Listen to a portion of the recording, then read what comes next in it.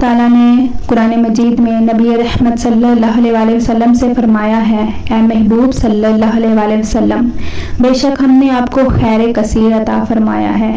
یہ بات کیسے ہو رہی ہے؟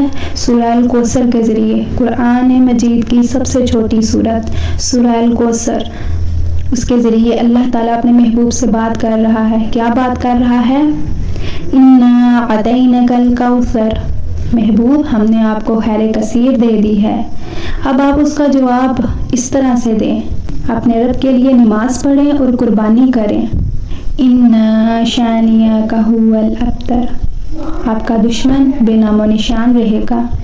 قربانی، سیکریفائس، قربانی اللہ کا بہت محبوب عمل ہے۔ آپ صلی اللہ علیہ وسلم نے فرمایا، اللہ کو 10 ذی الحج کو جو عمل سب سے زیادہ پسند ہے وہ قربانی ہے۔ آپ صلی اللہ علیہ وآلہ وسلم نے حضرت فاطمہ رضی اللہ تعالیٰ عنہ سے فرمایا کہ فاطمہ ادھر آؤ، میرے پاس کھڑی ہو جاؤ۔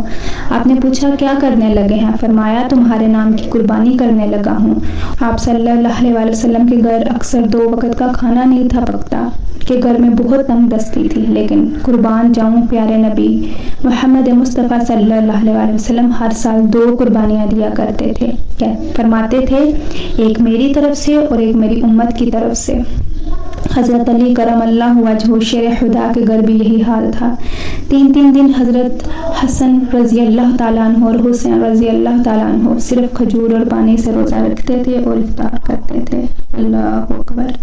لیکن قربانی مولا علی بھی 2 ہی دیتے تھے، اور ہمارے ادھر پورا سال خوشحالی اور عید کے قریب تنگ دستی۔ شادی کرنی ہو یا پلاٹ لینا ہو تو جتنے مرضی پیسے آ جائیں گے، 8 سے 10 لاکھ آرام سے ارینج ہو جائے گا، اور قربانی کے لیے بہت مہنگائی ہے۔ جبکہ ہمارے پیارے نبی صلی اللہ علیہ وسلم نے حضرت اسماء رضی اللہ تعالیٰ عنہ سے فرمایا، تم اللہ کی راہ میں جتنا خرچ کرو گے نا، اللہ تمہیں اس سے زیادہ دے گا۔ اللہ کی راہ میں خرچ کر کے کبھی بھی انسان مفلس نہیں ہوتا، اللہ اس سے زیادہ دیتا ہے۔ قربانی کے لیے اپنے اندر شوق پیدا کریں۔ قربانی کا سارا گوشت گھر میں ہم رکھ سکتے ہیں، اس بات کی شریعت ہمیں اجازت دیتی ہے، لیکن مستحب ہے کہ سارا گوشت تقسیم کر دیا جائے تاکہ یہ ان لوگوں تک بھی پہنچ سکے جو سارا سال اس چیز کا انتظار کرتے رہے ہیں۔ قربانی اس پر واجب ہے جو صاحب استطاعت ہو، جس کے ضروری نہیں کہ زندگی میں صرف 7 ہی قربانی کی جائے۔ قربانی کا مطلب ہے خالص اللہ کی رضا کے لیے محسوس وقت میں محسوس جانور ذبح کرنا۔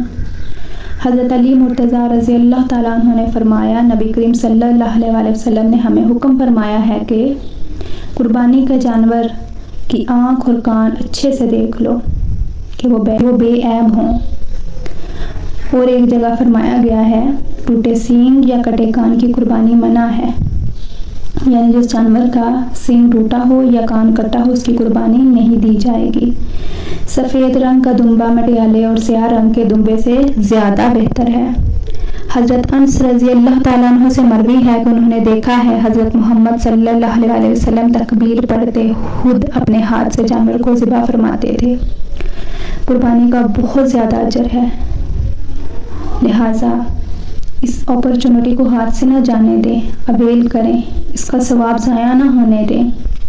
زندگی کا کیا پتہ، یہ نیکی کمانے کا بہت خاص موقع ہے، اسے ضائع نہیں کریں۔ حدیث ہے جو شخص قربانی کرتا ہے اللہ اسے اس جانور کے ایک بال کے برابر میں ثواب دیتا ہے، اجر دیتا ہے۔ سبحان اللہ۔ اور ایک اور جگہ فرمایا گیا ہے جو شخص استطاعت ہمت ہوتے ہوئے بھی قربانی نہ کرے وہ ہماری عیدگاہ میں نہ آئے، یعنی ہم سے الگ ہو جائے۔